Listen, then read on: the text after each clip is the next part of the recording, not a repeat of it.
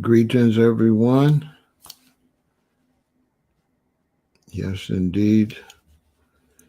Welcome to another episode of Roaring Lions.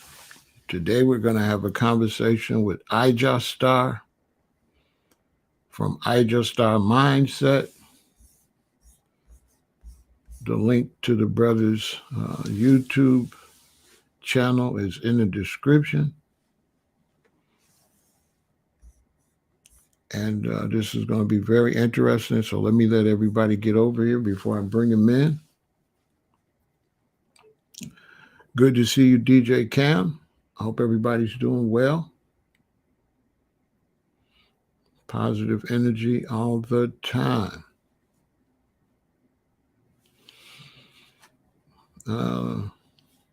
Roaring Lions is a series where I try to, expand the horizons for my viewers, bring them something from outside of the box.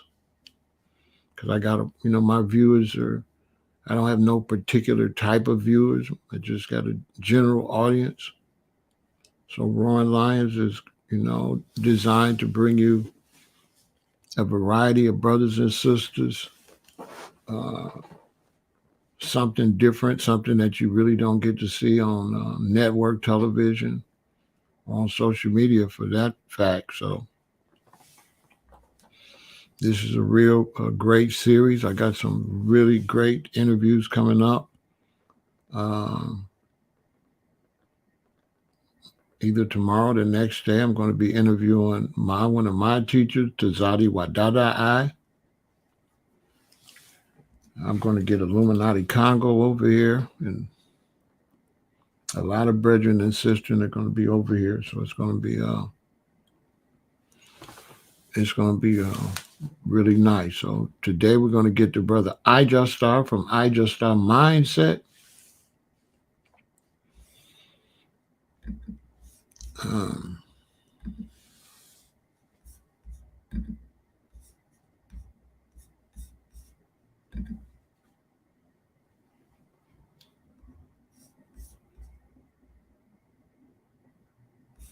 That's going to be interesting.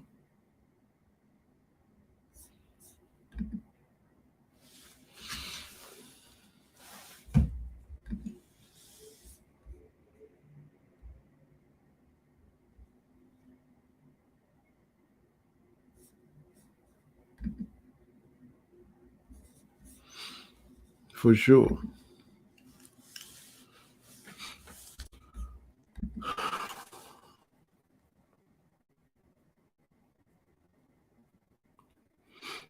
Good to see you, Arnell. Good to see you, Evan. Glad you are all here.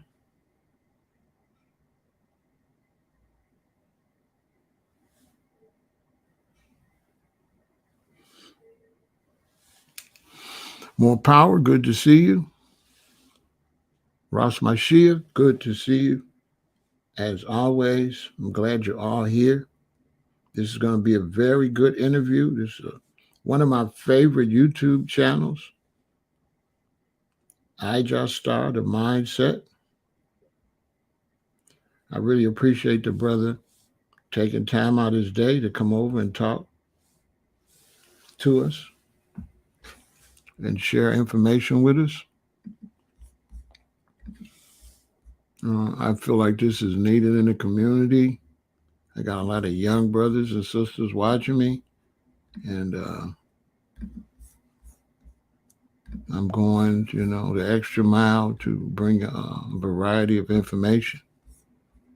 When you get a chance, hit the link, check out Ijahstar Mindset,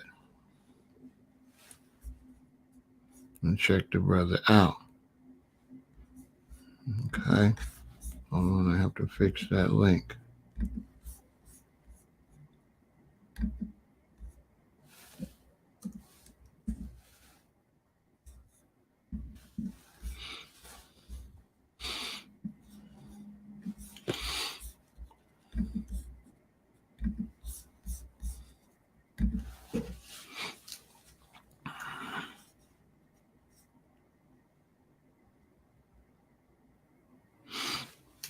Yeah. So check out Ijahstars THE MINDSET. You know, brother has a real powerful show, real positive, powerful show.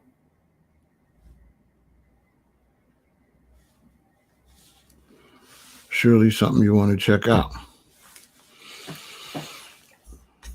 So let's let everybody get over here, and then we'll have this very, very informative and interesting conversation.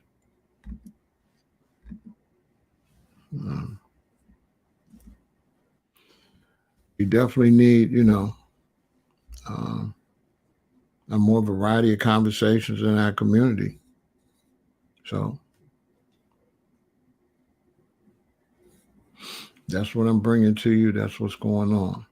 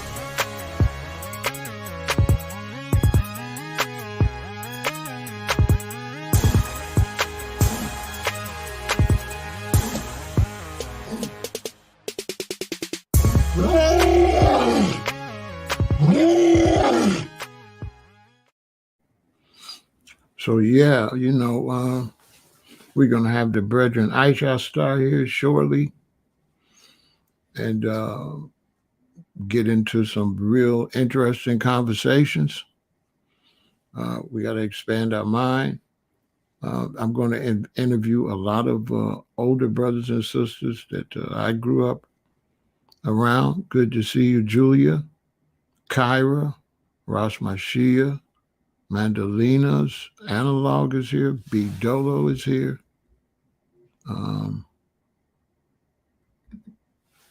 Boss Bob is here.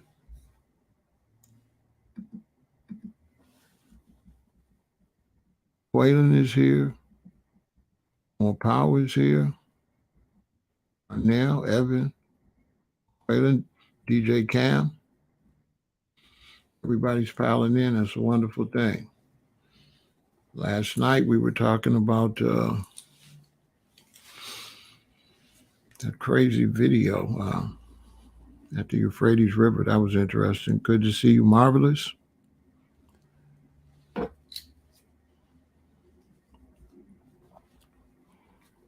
We are always trying to keep it positive over here. Bring you a lot of information. I got a few shows I'm going to be doing. Some of you all will probably be on them.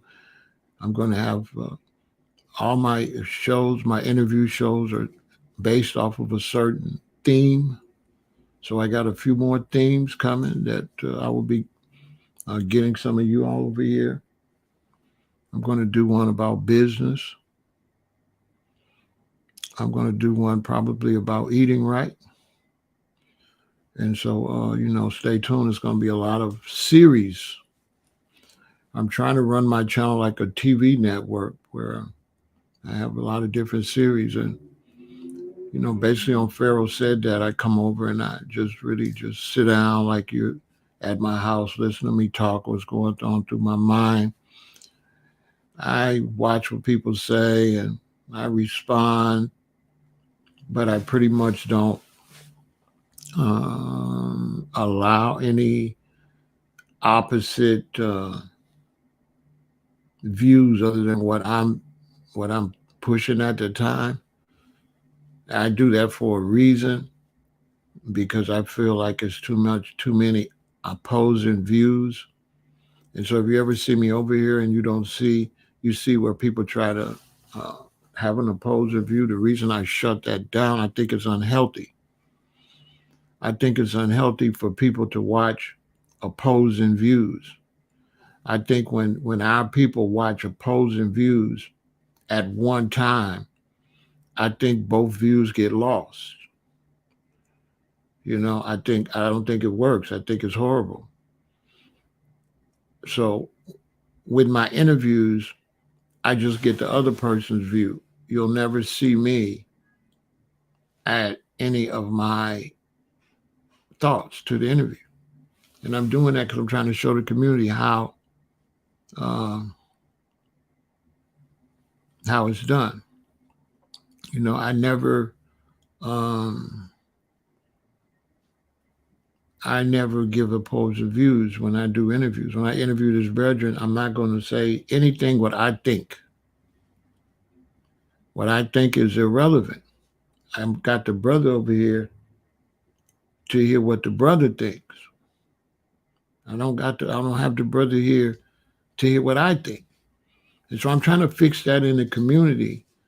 And so when you hear what he thinks, then you can process it. If he says what he thinks and then I say what I think and he say what he think, you're not learning nothing. It's too much back and forth. That's not healthy. I don't like that. I come up in the days you go to a lecture and you listen to the lecture and that's it. And then you go home and whatever Dr. Ben said, that's what Dr. Ben said. And if somebody else wants to say something, they got to have their own lecture. They can't go stand up at Dr. Ben's lecture and try to give a mini lecture when it's time to ask questions. That's whack. You want to hear what Dick Gregory said, go see Dick Gregory. You want to hear what Dr. Ben said, go see Dr. Ben. You want to hear what Henry Clark said, go see Henry Clark. And get the full concept of what that person's saying, because back and forth interrupts the knowledge. It interrupts the knowledge. You have to let the person flow. And when you're going back and forth, you're interrupting the flow. When I come over here, I'm flowing. And so you're trying to ask me a lot of questions. You're trying to interrupt my flow. So, and then, I don't respect it a lot of times too, because a lot of times people don't have nothing to say until you have something to say. All of a sudden, when you have something to say, they have something to say. I don't respect that either. Talk on your own accord. Stand on your own 2 feet. Don't piggyback off of somebody else's conversation. If you go to a party, you go somewhere and the brothers and sisters start talking, let them talk. Always have respect for the person that started the conversation. If I go somewhere and one of you all started the conversation, you got to get the respect for having the strength and power to start the conversation. I can't try to jump in it and overpower something that I didn't start. This is how I came up in the game. I came up in the game. If you walk out to a festival or something and the brother's talking from the Nation of Islam, he got the floor. You don't interrupt him. Nobody care what you got to say. Nobody care.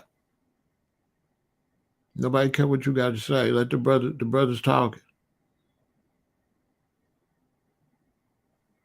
And you don't ever disagree with the brother. You only agree with the part you agree with. The part you don't agree with, you don't say nothing. You wait till he say something you like and be like, yeah, like that, with some manners. You don't get up there trying to disagree with the brother. Disagreeable. We ain't gonna never get nowhere with that. Some people are more disagreeable than you got a lot of people that are disagreeable, but they won't say nothing on their own. How you so disagreeable, but you never start a conversation on your own? If you started a conversation on your own, you wouldn't be so disagreeable. You know why you don't see me all over social media disagreeing with? Because I'm busy saying me over here. I don't got to come on your Instagram and disagree with you. For what? It's your Instagram. What the heck come coming on your Instagram disagreeing with you for? What? I ain't really with that. It's not cool. You're not doing nothing. You don't look smart. You look lame. You look like a loser. That's what you look like. I disagree. I'm sure you do. That's all you ever do is disagree. Okay? When we get together as a race of people and we want to build, we don't want professional disagreeers. Let me tell you something. You have professional disagreeers. All they do is disagree. All they do is listen to you, waiting for you to say something that they can disagree with. They'll just be waiting for any little word or any little thing. So they go, yeah, I disagree with that right there. You know, I be seeing it. They don't say nothing until it's time to disagree. We can't go nowhere like that. How are we going to build a car? How are we going to build our own cars and trucks and get our own system in the country and in the world when we got people that every time we have a business meeting, they never have nothing positive to add. All they got to say is disagree with somebody at the meeting. You don't never add nothing positive on your own. Every time we hear from you, it's a disagreement. You don't agree with nothing. You know what I'm saying? You don't agree with nothing. It's I wouldn't say it's wickedness. I would say with the black man is the black man don't want to compete with the European. He's scared. He feels he's already defeated. But he's got a competitive nature, so he could just compete against himself. That's all it is. That you won't compete against who you need to compete against, but you want to compete, so you end up competing with your own kind. If you focus and compete with others, you wouldn't have that energy. You wouldn't have that energy. It's not enough to watch the news and disagree with what they're saying on the news. You got to have your own news. And this I'm trying to get us out of that. It's not enough to watch and disagree with the news. Have your own news.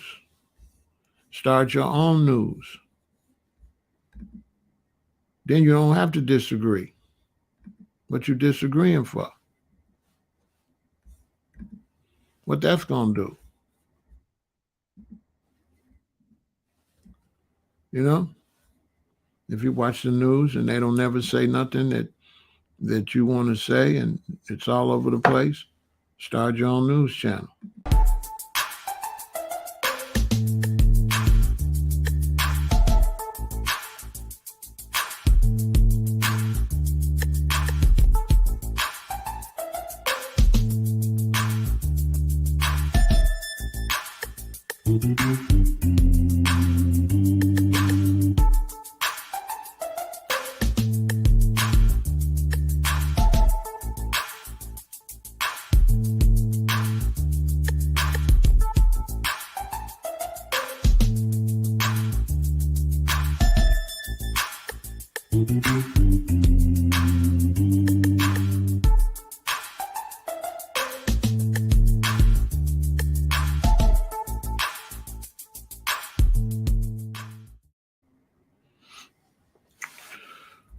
So yeah, that's what you got to do. So we are going to bring in Brother Ijahstar.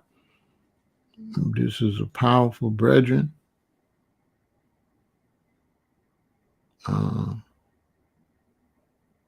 We want to see what he have to say.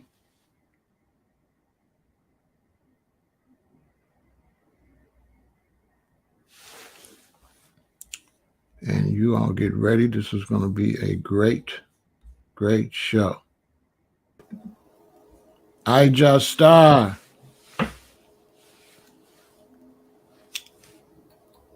Blessed love. Yes, my brethren, I really appreciate you coming in. I know you work hard, so I know this, is really you really taking time out your day to do this. I appreciate it, brother. I know you got a lot going on. Yes, my king. Yeah, man. Yes, great to be here. Yes, my brother. Great to be here. I'll say manners and respect to everyone that's tuning in.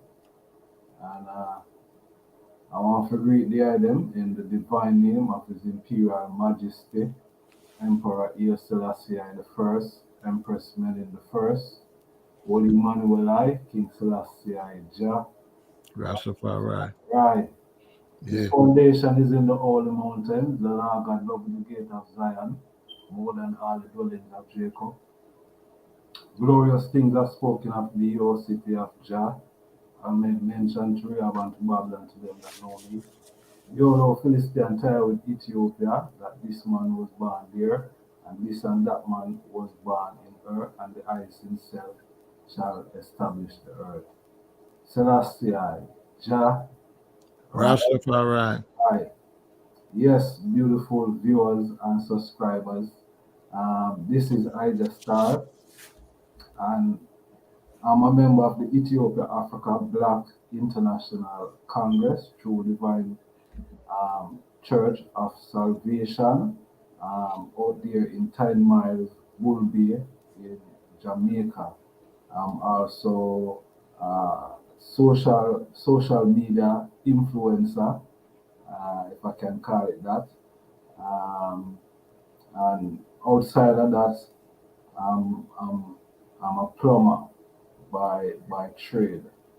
I'm a plumbing engineer. Yes, Pharaoh. So Yeah. So yeah, you're an engineer. yeah, yeah, man. Yeah. Yeah. Yeah, plumbing That's engineer. that's good, brethren. So what does that entail? What kind of work is that? Well, at the moment, what I do at the moment is more commercial. So commercial meaning, you go to the everyday buildings that is occupied by civil servants. Zine, so like nurseries, nursery, daycare, libraries, um, civic centers. You know what I mean? A range of different buildings that I maintain the compliance, make sure that everything is up to standard in terms of the heating and the water being palatable, that it's drinkable, and what I mean, making sure that everything is up to standard. There's no germs and stuff like that in the water. What I mean? Making sure that everything, there's signs that people understand that, you can't use that tap for drinking water, making sure that, things are not this scale up, and, because certain places, you have hard water, the temperature, because of the temperature of the water, it develop lime scale and stuff like that. So you have to make sure, you know, them things they not build upon, if they're building up, you get rid of them and stuff like that. And the everyday plumbing and blocking sinks, toilet, installing, if we're doing installation, installing face basins and toilet and them type of stuff there. You know what I mean? I work for other technical things that is involved. You know what I mean? Where it make a sense when we go into it, because some people wouldn't understand still. Right, right. But here, hey, Malayan, listen, General. What type of studying and education do people have to get to go into that field? Is there a certain thing they're taking a class or what? Yeah, well, of course, for me, at the time, it was a journey, you know what I mean? Because I I started learning plumbing with a virgin of mine, some family members, and it was more the higher level of plumbing that I was learning with these virgin. And I was learning and getting the skill, but I didn't have the qualifications.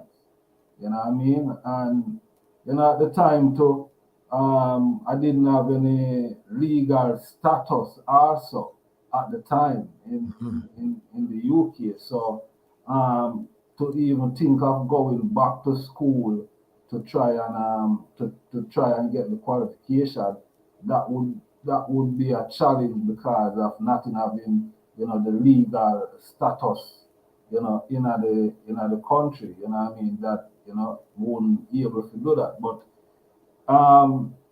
things change, and you know throughout the passage of time, what I mean, things change, and I was able to go back to school, what I mean, and I went back to school and get the necessary qualification, because to do the plumbing course, it required that you are GCSE maths and English. Then you had to have those two subjects, maths and English, GCSE, literacy and numeracy. Then, and I wasn't on the level of GCSE. I didn't have the qualification then of a GCSE level maths and English. So I decided that I was gonna go back to school and get those grades that I could go and do the plumbing course, because I said that I wouldn't get on the course without those two grades. It required that a part of the criteria that you need those two qualifications.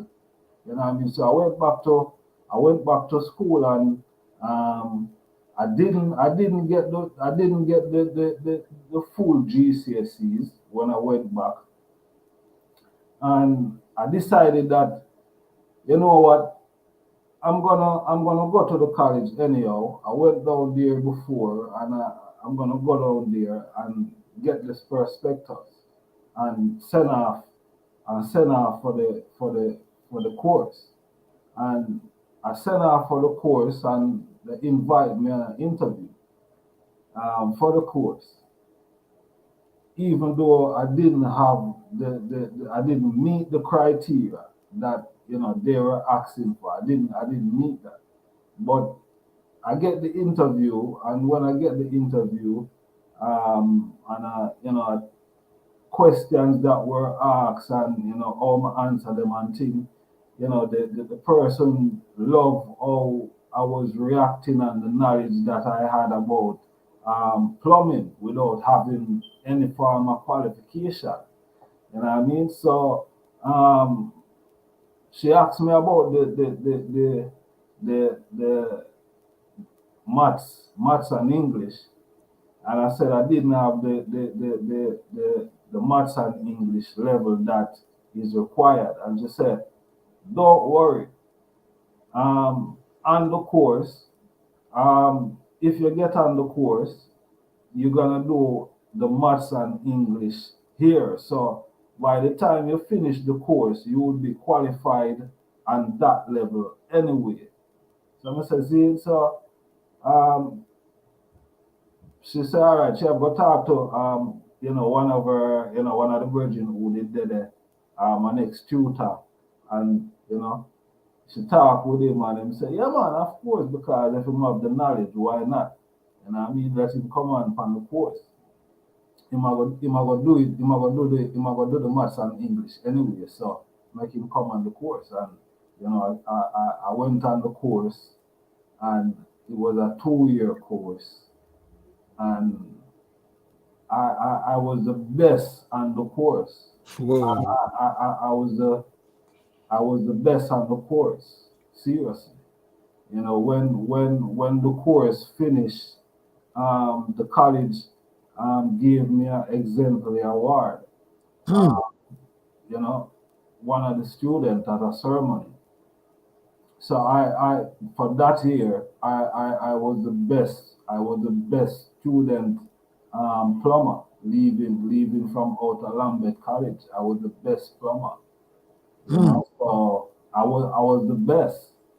You know, Yeah, and I'm not afraid to say I was the best because I was the best. You know, I was the student. I was the student rep. You know, as a Rasta man, I was the student rep. I was the one that, you know, if the tutor is late, I'm the one that's running the class. mm, You know, when there's student union meeting, I'm the one that's representing for the class. You know, I'm the one that's going and taking notes and bringing back and reasoning with the class, and you know what I mean. mm. So I was very active in, you know, for that 2 years, and you know, at the end of it, yeah, I can say I did well. I did very well, and now, you know, I work for the government. So yeah, that was a 2 year. That was probably a 2.5 years. You know.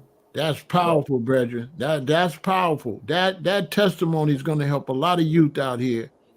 And you know, a lot of brethren talk about repatriation, but mm, how can you go and you don't know how to do nothing? You know, yeah, yeah. yeah. I think having a trade and a skill is important. That is imperative. I would tell every youth or any youth, Zane, if you don't have anything I do today, having a skill, a vocational skill is a great thing. You know, you can move from different levels by having, you know what I mean, because there are different levels, and you know, when you go up on the different levels is different pay grade.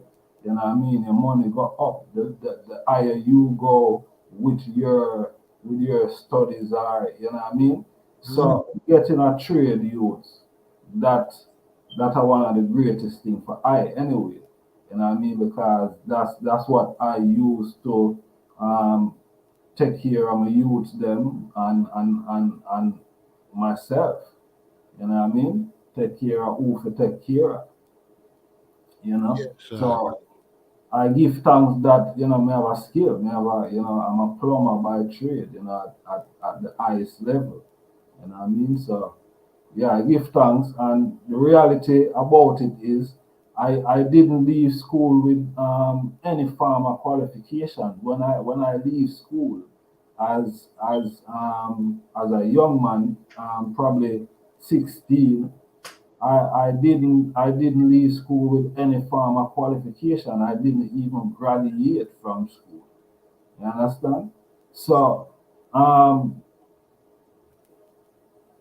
it's not a must that you have to always leave school with everything for really can do something for yourself in you know, further on in life. You know what I mean? Because enough you drop out of school, and when them drop out of school, them end up doing the wrong things, and it you know, by them doing the wrong thing, it create that cycle of mm, stereotyping. Then that dropout, some dropouts always become to nothing. You understand? And that is a false narrative, because not every dropout you interesting. at Mhm. school, then um, now gonna become something. You know what I mean? Right. So youths, no matter if you not drop out of school, you still can go and get a trade tomorrow, and you know what I mean, and feed yourself, look after your family, you know, because I do it and I'm still doing it now. That's powerful. And salute to the General Jabunny. I see you, Jabunny. I'm gonna get you over here too, brethren. That's gonna be something else. Jabone, manners and respect. I just thought that was very powerful. I knew that you was gonna bring something over here that was gonna be extremely valuable, and that was beyond what I expected. I mean, that is a great testimony right there, brother. I'm gonna tell you. Yeah, Uh, yeah. That are the truth, my general. yeah. So where were you born, Ijahstar? I was born in Kingston, Kingston, Jamaica, St. Andrew. Yes. And where were you raised mostly? I would say mostly in Spanish Town, Hmm. St. Catherine. Yeah. Hmm. I was mostly in St. Catherine, but originally um, is Augustown. I'm originally from. I'm from Augustown, and I born and grew up in Augustown. Hmm. See, so I know everywhere in Augustown as a youth growing up. I go everywhere, and that is where I grew up till a certain point, and until I moved to Spanish Town. Because I had some family members living in Spanish Town, and we moved to Spanish Town, and I was there until I came to England. Hmm. Now, what year were you born? Pardon? What year? What year were you born? 70s. 1970? 70s. We can't just give up, man. Yeah, man. We need to know how old you are so we could timeline you what reggae you was listening to, what it was like, what life was like. So that's very important. So you born in the We're born 78. 78. Yeah. Oh boy. So you a baby when reggae is really taking off, huh? Mm. Yeah, reggae was really taking off 79, 80, right? Big things. See? So when did you start growing dreadlocks and get into Rastafari liberty? All right.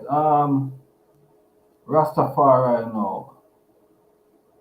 Rastafari is from a young age, because I've encountered with Rastafari from a really, young age, from even in Augustown across the riverbed. You see me, you always have a bubble in the yard that I man used to live. You see, in a bubble named Pumpkin, and Pumpkin was a bubble where he's an artist. He make kite and all of them things, and him do drawing and picturing and all of them. What I mean? Him was a very skill bubble. Mm, So, from them young age, and I always used to go check. I always used to go check the rats. See, as a youth, I don't know, but I always used to go check the bubble. It's just something was, about the bubble where, attract me, you know. But mm, I never really, look upon it as nothing still as a youth. As just a youth, I check who there in the yard, and you know what I mean. But Rastafari still, as I say, start from an early age. Zine, a really early age still. Zine, if me really, if we try and put a timeline on it, Zine is from an early age. But when we really become conscious of who Rastafari is, and what the movement is all about, I would say is more in 90, 97, 98, them time that I get to really understand, you know, who Rastafari is, and what Rastafari stand for. So I never have no dreadlocks at the time, but I was I was more conscious of you know, Hmm. myself, being, a Rasta man, or, a Rasta youth. You Right. know what I mean? Because I was young them time there, you know what I mean? Probably about, 17, 16, 17, 18, around about them age. You know what I mean? So, I get to, know myself from, from them time there. Mm. And Rastafari now for I at that time was something that was different. You know what I mean? Something totally different because we grew up in a church home, Zine, where is a Christian way of living. You know what I mean? So for say Rastafari now, that was, everybody in the family never, where I go and why I get why I get mad for weed. I smoke too much weed, and you know what I mean. uh, So, but as life progress, you see them my family really understand you mhm. know what I'm dealing with, and them clearly can say what me I deal with is something that is real and true, and pure, so them not have no alternative but just for, strengthen, I mean, Mhm. I'm not fight what I'm doing because I'm not fight what you're doing. You see me? Right. So, it's just strength from the family and love. You see me? But Mm. yeah, Rastafari for I started from very early, but becoming conscious and who the man is, is from them age there, coming up to 23, you know, 22, 23, them time that we start to see um, the Bobo Shanti order. We come across a priest that came from Suriname, and he was traveling through Europe, back and forth and thing, and we have a virgin where I'm always par with still, an ex-Bobo virgin, and the priest always say I and thing, and move through, and one day, we invite him up a which part we base and thing, and the priest forward up, and what I mean, we start, him start show certain things, the other start, culture and show certain things, and Mm. from there, so we just take on to the order fully. I mean, the priest Mm. start forward, and on a Sabbath him start show how to keep Sabbath and thing, and we start understand that part of the order, because that is very important, how to keep the Sabbath, how to prepare for the Sabbath, what I mean, because it's a preparation coming up to the Sabbath, what I mean, that you have to prepare and finish at a certain time, because everything is timing, so we are move at a certain time, so the preparation have to, fulfill before 6 o'clock in the evening on a Friday. I Mhm. mean, so is a whole, when they hear about Jerusalem schoolroom, it's really a Jerusalem schoolroom because there's so much things that you are taught, you know, that you're supposed to know, yeah, not just because you's a bubble, but because you's a black man, you's a black woman. These things you're supposed to know these things about yourself and about your history and your heritage. Mm. So when them say Jerusalem schoolroom, it's really a schoolroom, what I mean, because is a lot to learn because you learn about preparing, you know what I mean, for the Sabbath. You learn how to keep the Sabbath, you know what I mean, because after 6, you know, there is no cooking or microwave or telephone or them thing that, you know, put aside until the next day. You know what I mean? This day is the day where we have a, you know, all our reverence, we have a all our rest, and we have a all our meditation, you know what I mean, pan couple psalms, you know what I mean, chant couple hymns, clap and sing, and you know what I mean? So it was, you know, it was a great learning process. You know what I mean? It was a great learning process because, you know, we start, you know, when, like the Bible, for instance, you know, we start reciting um, different psalms, you know, and that was a joy to learn because some of the things them that we're doing as Bobo, it requires that we would have black our psalms. You know what I mean? So you would have to know our psalms out of your head. You know, go for the Bible and I say, boy, which psalms that I want to read? You know what I mean? It's already here, you know. So that whole learning process, and I and the next prophet at the time was there, and I'm telling you, it was a joy. It was a Interesting. joy to learn. You know what I mean? Yes, sir. Now, tell me something, brethren. Mm. What is the concept and the principle behind the turban? Because every time you see Bobo him have the turban on, and a lot of people don't know why. Give us, those of us that don't know nothing, give us the insight on the teachings behind that and why that is done. All right, now the turban, the turban is for the locks.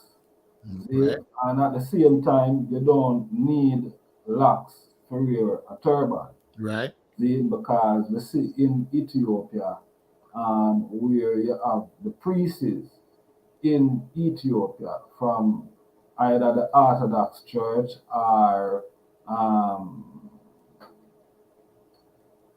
the Tuado. You know what I mean? You see how them wrap them head and thing. None of them they don't have locks. You know what I mean? Right. And the old priest, the turban, zine, and the priest is really a Ethiopian thing, really and truly. See? Mm-hmm. So the turban really come from Ethiopia, said Hmm. we, because of the priests them in Ethiopia Hmm. wear the turban. Is nobody else no wear no turban but the priests in Ethiopia. Hmm. See? So that's where um, that that is coming from, to my knowledge still, and that's how I cite it up. Is a Ethiopian thing. See? Hmm. So is a ancient thing. You know what I mean? Because with your turban, you also have your robe. See? Hmm. So you're supposed to, when you see me in a turban, you're supposed to see me also in my robe. You understand? Hmm. Because it's like a outfit then. You know what I mean? It's an attire. So you can't have one without the other. You see, you have to always have the two of them. So it really go. Hmm. You understand? So when you see man without them robe and just them turban, and I really saw it go. You see me? But through is a freedom still. You see Hmm. me? Enough ones a prophet and would have moved through said way without a robe more while, just like myself, more time. You see Hmm. me I say? You won't see me in a robe. You see me I say? Hmm. Probably occasionally you might see me, but the robe and the turban go together.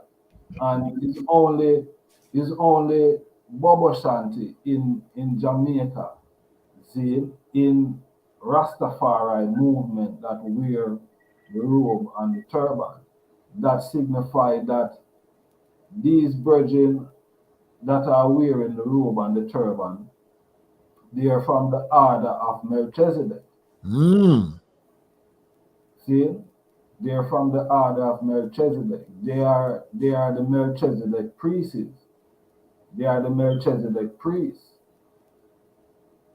because it's the Melchizedek order. I never knew that. You know that? I never knew that. I'm been a Rasta man since 1979, and I never knew that. So I never knew that you didn't have to have dreadlocks. You just had to have your turban. That's it. That's interesting. Yeah, well, if you see in Ethiopia, this Right. same thing. Right. It makes sense. That makes sense. You see, Yeah.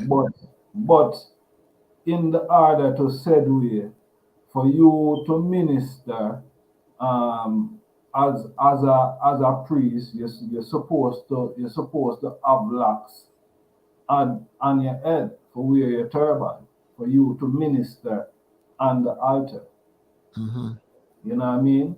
So even though you probably could have wear a turban without your locks, you still would have been limited then as to certain things you can do. Mm. Interesting. Yeah, Interesting. Yeah, yeah, man. I'm glad you came to explain that because a lot of people don't know. You know, when you see a brethren, you don't want to intrude on them and ask them a lot of questions. So you just say respect, and you just, you never know the details. So that's why I got this show so we can get some of the details that some of us never know because we don't want to be disrespectful and just ask a brethren on the street. So I appreciate that, brethren.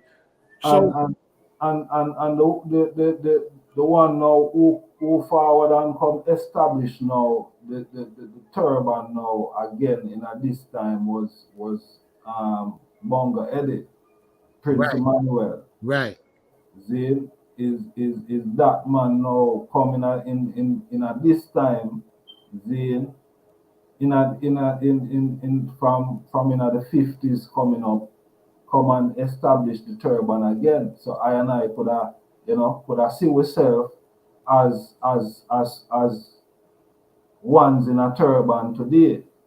If him never come and establish that, we are talking about Prince Emmanuel.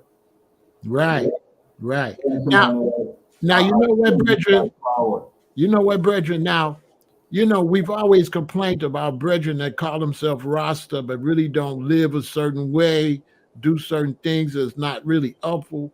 So it's got to be even worse if you identify as a Bobo and you're supposed to be in the priesthood of Melchizedek and you're not really that. That's got to be terrible, huh?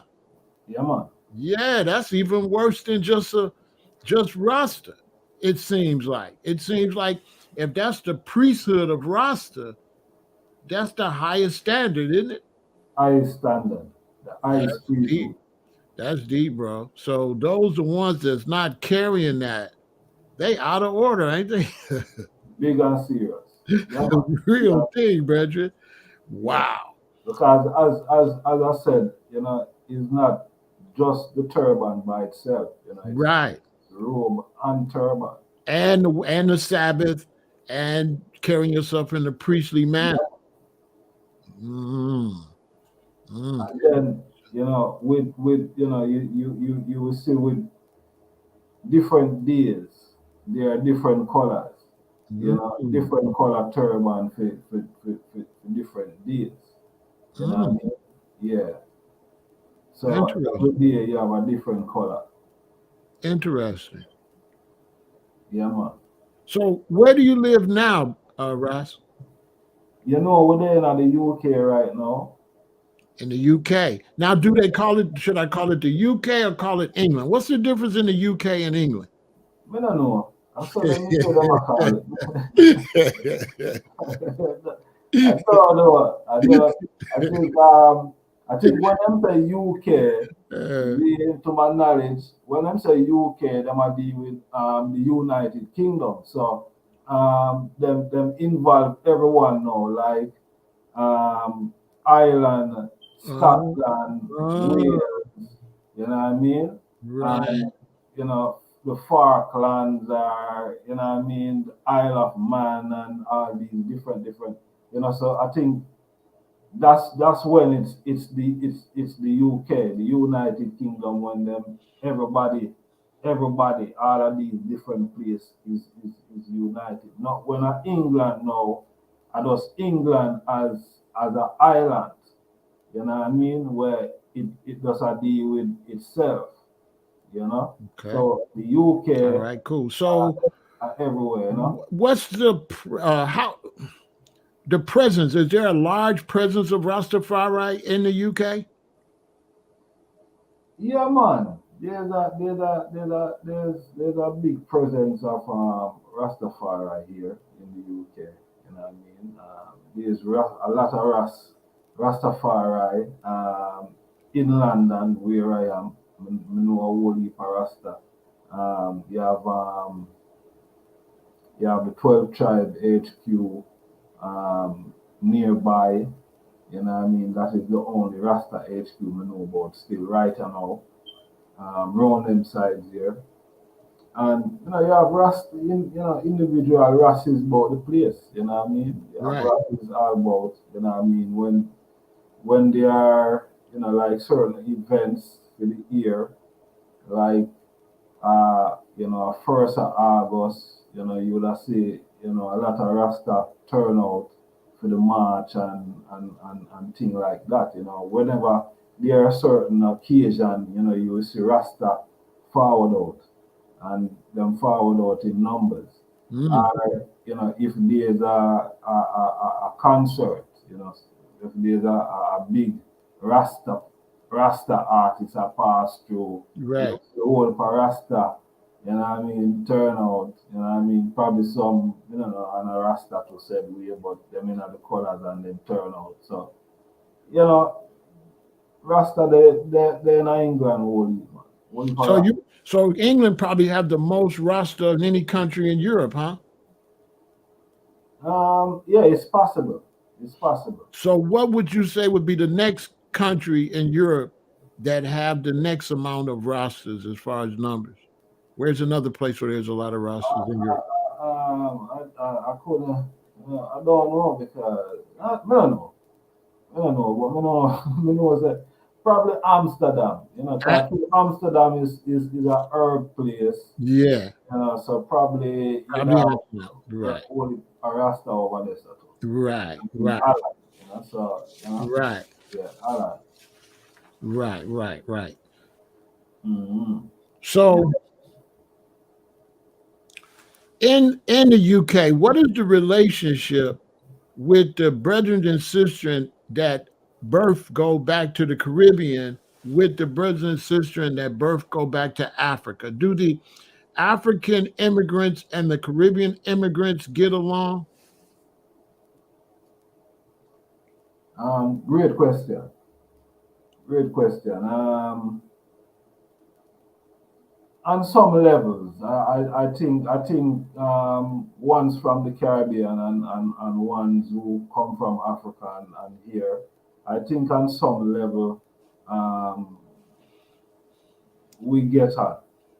Yeah, I think on some levels and there are other levels that um, there's a barrier. There's a barrier there.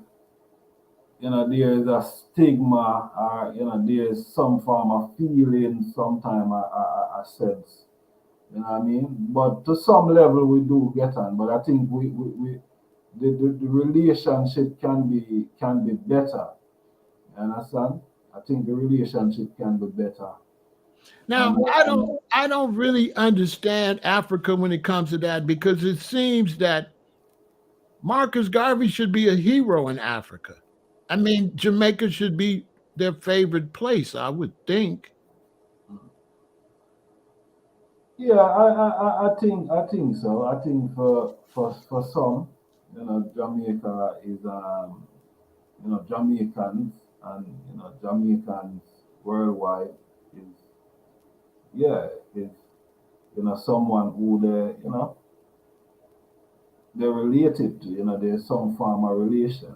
Mm, So But as I said, sometime, I think his lack of education, Zane. I think it's lack of education. There's a, culturally, there's a lack of education, and you know, things might, things might. I think because a lack of education, you might have a lot of ignorance, Mm, in one's attitude towards each other.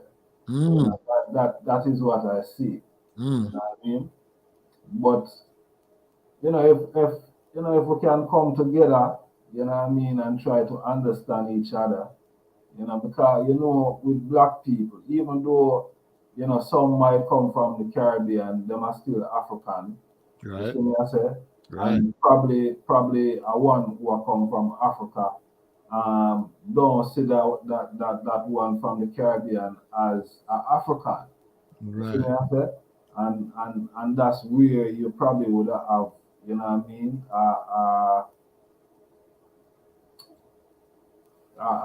indifference.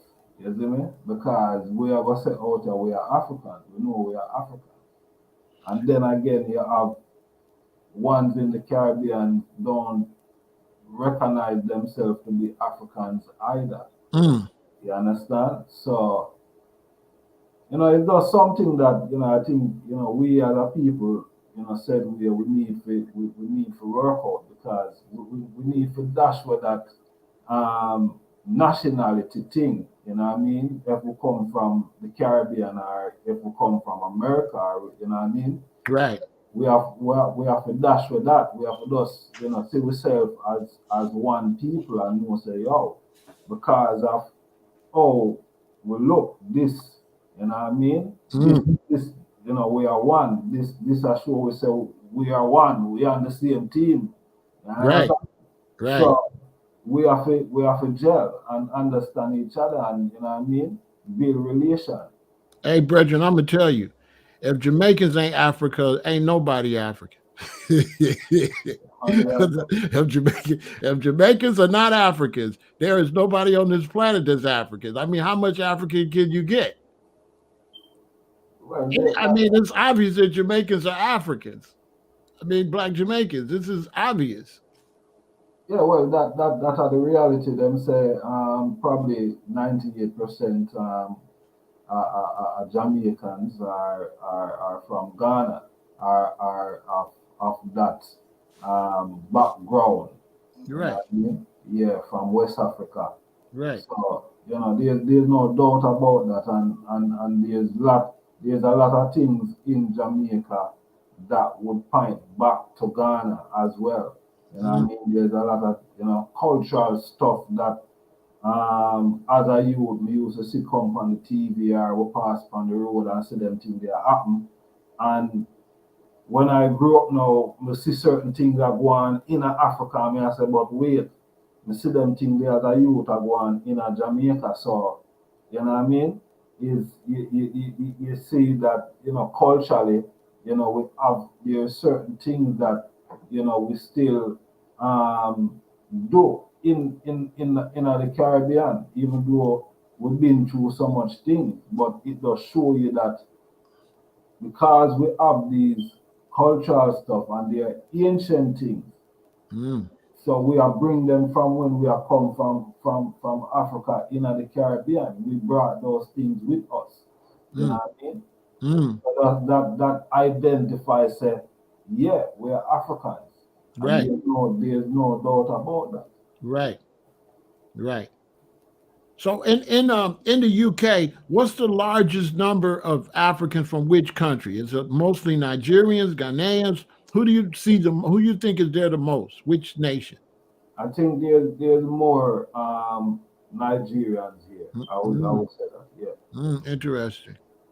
Yeah, Interesting. because the reality is, Nigerians Nigerians is Nigeria the most black people in the whole world. Right, Nigeria.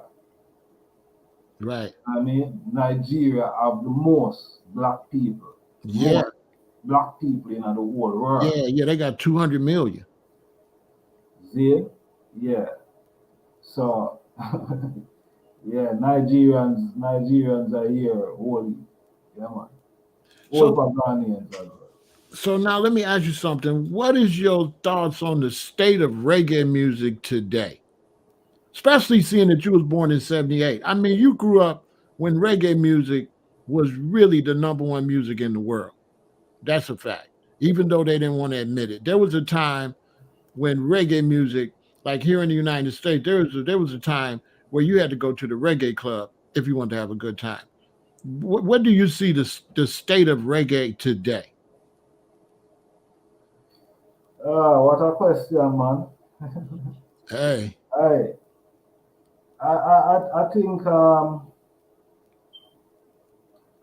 I think it's in a good place. I just been observing for the last couple of days now. I see a lot of Jamaican reggae artists is putting out albums um, for Grammy, for consideration of Grammy. So me see a whole heap of that in the last couple of days, and I think from the white group in America win it, I think that kind of open up people's eyes. I think Mm. that kind of make people like, yo, that can't man again or stuff yes, like sir. that. Yes, So, sir. I think and in that sense, I think it's reggae is in a good place. So they about to drop some fire albums, aren't they, Bridget?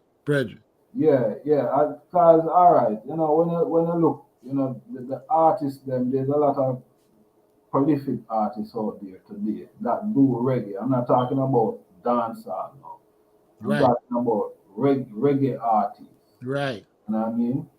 That just do reggae. right. And the great thing about it, you still have a lot of reggae artists today that created huge impact Mm-hmm. 15, 20 years ago. They're still around. So them still have a lot to pass on to the next generation that are coming. Right, They're still there doing their thing. You right, understand? right. So I think it's in a good place.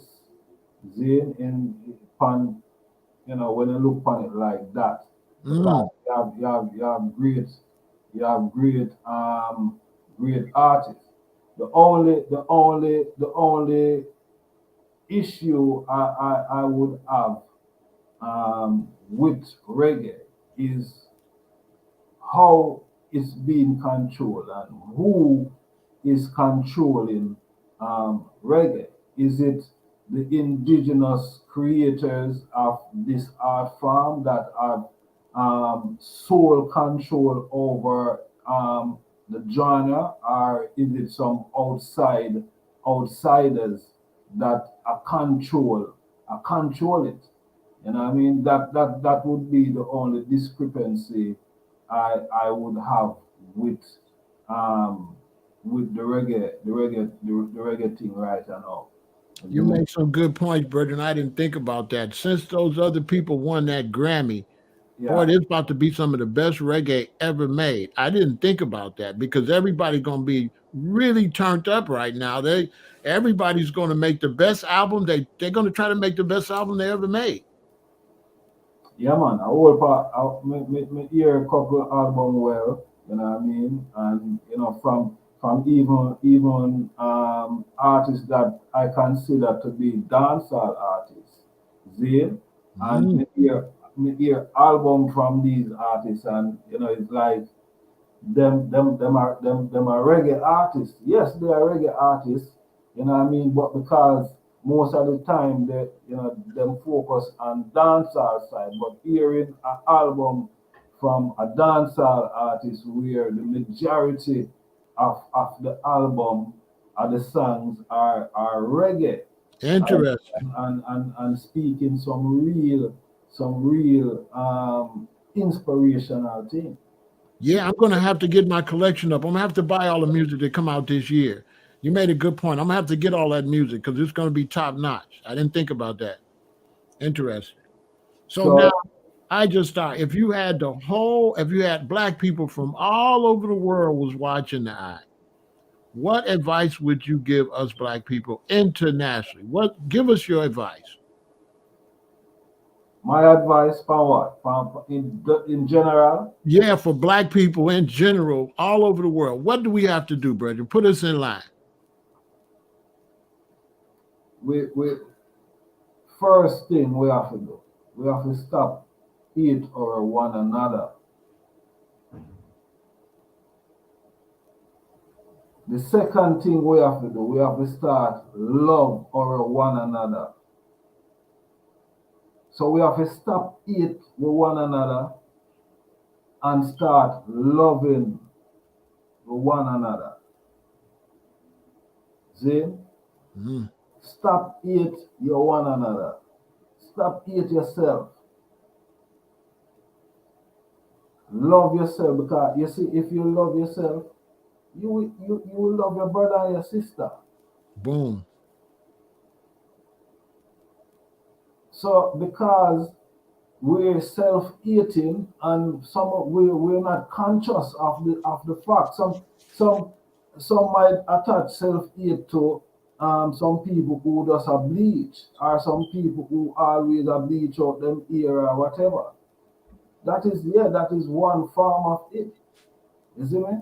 But when we not love with one another, that is self-hating also. We're hating on ourselves.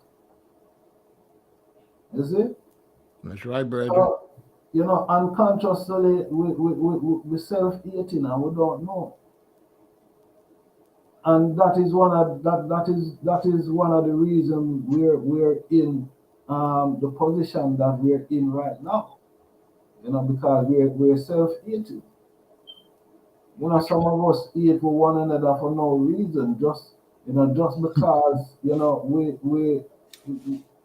elevating or you know what I mean. You look like you're gonna be something successful in life. People hate you for the simplest of things, and these are your own people. Right. These are your own people. I don't think white people hate me so much than how we hate ourselves these days. Mm, You see what I said? yeah. And that is a real extraordinary statement for me. But me just I have to say it like that. I'm not saying that's the fact, but that I have to say it like that. I If you know feel you. the way we see how we deal with our one another. Yes, sir. So So, I just I yeah, I really appreciate you taking the time out, brethren. This is a classic interview. It's enough knowledge you dropped on here, brother. I'm glad you took the time out your day. You know, you're one of my favorite on YouTube, so that's why I had to get you over here. I don't miss no I Just Stop mindset. give I thanks. watch that religiously, brother, and you're doing a great job over there. I'd look at you as a leader for the black community. You need to keep pushing, brother. We all behind you. We support you 100%. Don't stop. And if you ever need anything from me, let me know, brethren. All right. Yes, King. Yeah, All man. right, brethren. Thanks. Next time. All right. All right, my King. Manners and respect. Salute. And I want to thank everyone who took the time out to tune in and listen. And I want to say to all of the youths, them, just be strong, stay focused, and stay out of trouble. Then, yeah, and just persevere and whatever you set your mind to do, that is positive. Yes, brethren. Mercy, love, manners, and respect. Yes, I, Yeah, brethren. I, All Selassie, the time. All the time. Rastafari. Yes, I.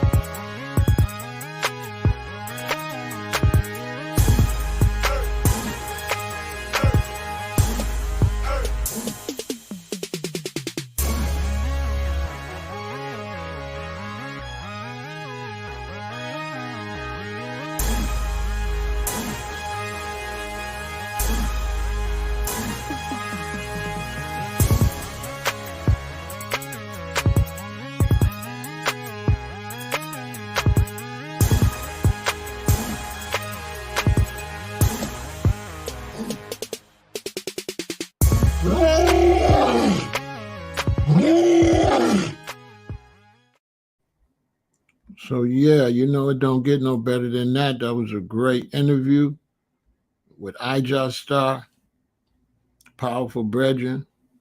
He blessed us with a lot of knowledge. Make sure you check out all of the episodes of Roaring Lions.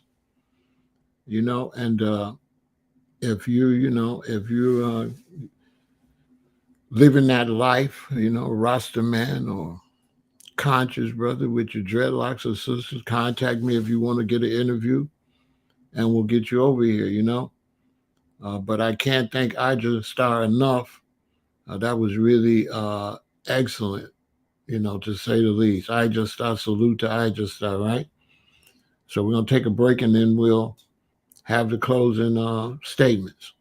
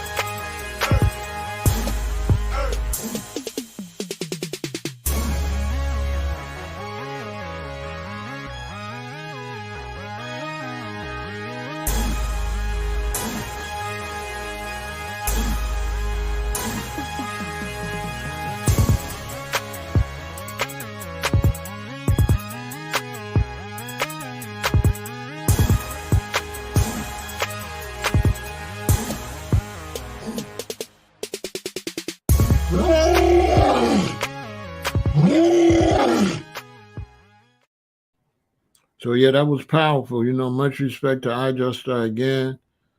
It was a lot of knowledge there. We definitely gotta get it together. I'm gonna have to get Jabunny over here ASAP, the son of Mortimer Planner. That's gonna be great. And you all stay positive all the time. This situation we in as Black people globally. We have to look out for ourselves. The brother made a lot of good points. It's time for international unity. It's what time it is. If we got problems, it's time to hash them out. Put them on the table. Don't hide them. It's time to put all the problems on the table and hash them out. Don't leave the table until everything is worked out. What's the problem? What's the issue? But if we're going to compete with America, if we're going to compete with Russia, if we're going to compete with China, we're going to have to become a global powerhouse. Black people around the world, we have to take advantage of the fact that we're around the world and use that for strength. With Africa as the base, whether you consider yourself African or not, if you're brown and you're melanated, we still need to use it for the base, because that's where all the natural resources is at. And you might call yourself indigenous American or whatever, but you need to do trade with Africa. You still need to do trade. So, you all stay positive. As the brother said, stay out of trouble, And until next time, power up, right? V is not for peace. V is for victory.